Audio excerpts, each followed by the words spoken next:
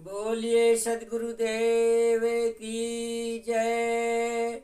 गुरु साहब के पावन चरणों में कोटि कोटि बंदगी। आए हुए सभी प्रेमी भक्तों को, हंस जनों को एवं माताओं बहनों को एवं सकल समाज को साहेब बंदगी, साहेब बंदगी। आज की प्रस्तुति में सुनिए बहुत सुंदर कबीर बीजक रामायणी 34 नंबर की बहुत ही सुंदर मार्मिक अर्थों के द्वारा, संदर्भों के द्वारा बहुत प्रकार से, नाना प्रकार से अर्थ किए जाएंगे, जो बहुत ही अज्ञानता को, अंधकार को दूर करने वाला और जीवन में ज्योति जगमगा जाएगी, ऐसा सुंदर इसका अर्थ जो है किया जाएगा। सुनिए कबीर बीजक रामायणी 34 नंबर की। पढ़ी पढ़ी पंडिते करु चतुराई, निज मुक्ति मोहि कहो समुझाई।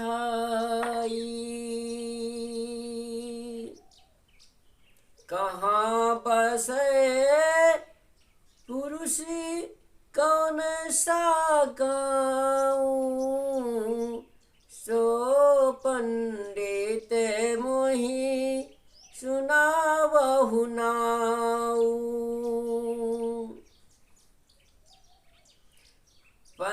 पढ़ि पंडित चतुराई, करो निज मुक्ति समझाओ। अरे कहाँ पुरुष के ही गाँव में, सोई सुनावहु नाव। हाँ, सदगुरु इस जो है कबीर बीजक रामायणी 34 नंबर की इसी गुरुमुख वाणी से इसे जो है देखिए कैसे जो है विचार देते हैं सुंदर अर्थों के द्वारा। सदगुरुदेव कहते हैं कि हे पंडित, वेद शास्त्राद अनेक वाणियों को पढ़ पढ़ करके स्वार्थ सिद्धि के लिए तुम लोग चतुराई, होशियारी, चालाकी, धूर्तता तो खूब करते फिरते हो, वैसी चतुराई तुम विशेष कर रहे हो।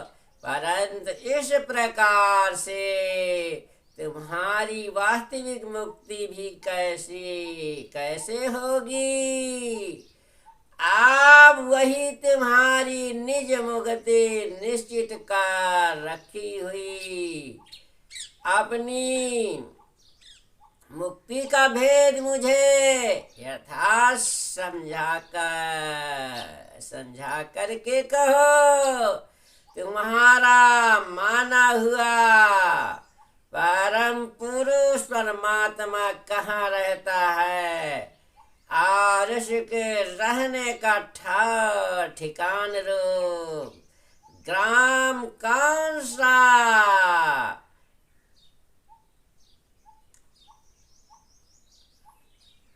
कौन सा व कहाँ है। हे पंडित, सो इस बात का पूरा भेद, परम पुरुष का पूरा नाम पता मुझे वर्णन करके ठीक से बताओ।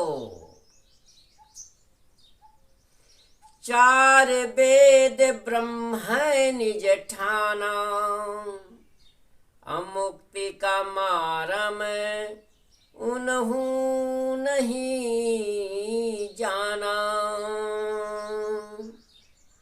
दान पुण्य उन बहुत बखाना, अपने मरण की खबर न जाना। एक नाम है अगम में गंभीरा, अतः माया स्थिर दास कबीरा। चार वेद ब्रह्म है किया, अमुक्ति न उन्हुन पिछान। दान पुण्य उन बहुत कहा, आपन मरम न जान। अपने मरम को तो जानते ही नहीं है। हाँ, ओम नाम एक अगम कही, बहुत ही गहर बताए। तहाँ यह जीव स्थिर भयो, ताके दास कहाय। चारों वेदों को ब्रह्मादि ने ही अनुमान कल्पना से रचना करके निज स्वयं ही ठाना, बनाकर स्थापित किया। कोई एक ब्रह्म परमात्मा मानकर भूला, परंतु उन लोगों ने भी अर्थात मुक्ति का मर्म भेद को ठीक से विवेक विचार करके नहीं पहचाना। ब्रह्म में मिलने पर मुक्ति होती है, ऐसा भ्रम से मानकर भूले रहे हैं। स्वर्ग आदि में सुख भोगात प्राप्ति का मिथ्या आशा भरोसा लगाकर स्वर्गाद लोक प्राप्ति के लिए अनेक प्रकार के दान पुण्य आदि की महिमा का वर्णन करके कर्म मार्ग बना दिए। उन ब्रह्म आदि पंडित ने बहुत विस्तार करके कहा, परंतु अपने स्वरूप अर्थात मरम या भेद और अपने शरण के उपरांत स्थित ठहराव कहाँ होगा, ये नहीं जाना। क्योंकि खानी बाणी का जड़ाध्यासी बद्ध होकर मुक्ति स्थिति का विनाश तो पहले ही कर लिया है। पश्चात मरण होने पर हमारी गति कैसी होगी, इस बात की खोज खबर भी उन लोगों ने बिल्कुल ही नहीं जानी। भ्रम धोखे में भूले बने पड़े रहे। गुरु आलोक कहते हैं कि ब्रह्म परमात्मा एक अक्षर रूप में ओंकार या प्रणव नाम महान है। परमात्मा अगम और गंभीरा माने अपार गहरा शांत है। वैसा ही एक ओम नाम भी अगम गंभीर है। तहाँ माने वही ओहम सोहम। राम नाम के सिमरण में दास कबीरा भक्त लोग खूब दृढ़ होकर स्थिर हो गए, अथवा एक ओमकार नाम को ही अगम कहकर उसे बहुत गहरा बताया। उसकी मिथ्या महिमा खूब वर्णन किया। इसलिए ओम नाम स्मरण की मिथ्या मनंदी में यह अवध जीव जाकर वहीं ठहर के स्थिर हुआ। उसी से भक्त लोग उसके दास कहलाते हैं। बिना विचार भ्रम धोखे के बंधन में बंधे पड़े हैं। चींटी जहां न चढ़ सके और राई न ठहराए, आवागमन की गम नहीं तहां सकलो जग जाए।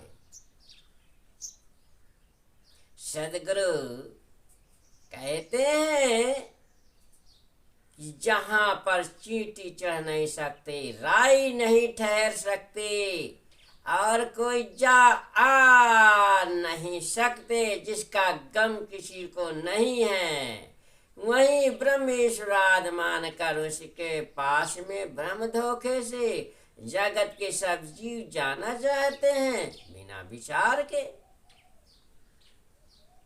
अथवा चींटीवत बाणी भी जहाँ पर चढ़ नहीं सकते, जब बाणी से परे है और बुद्धि रूप।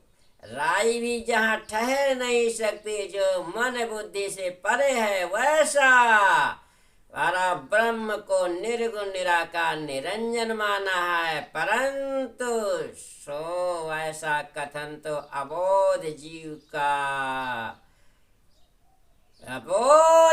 का मिथ्या अनुमान ही मात्र है। बिना विवेक उसी भ्रम धोखे में जाकर जीव खूब बंध गया और बंधता चला जा रहा है।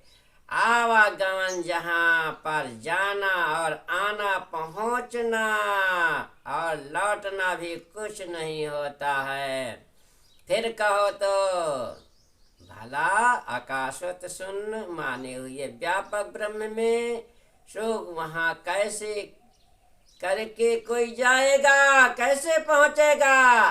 इस कारण हे संत, ये अबोध जीव के मन का भ्रम मिथ्या धोखा ही मात्र है। इसको अच्छी तरह परखो, ठीक से परीक्षा करके समझो। भ्रमी गुरु लोगों ने भोदू मूर्ख सब चेले लोगों को जिस वाणी कल्पना में खूब भुला रखा है, यह मिथ्या धोखा है, उसमें सत्य सार कुछ भी नहीं है। इसलिए साहेब कहते हैं, समझो ए चतुराई चौपट करे, ज्ञानी गोता खाए। तो ये चतुराई जो है चौपट कर देती है, ज्ञानी गोता खा करके 84 के बाजार में चला जाता है। इसलिए सदगुरु की वाणियों को रस जो समझ का, वही भवसागर से मुक्त हो गया। बोलिए सदगुरु देव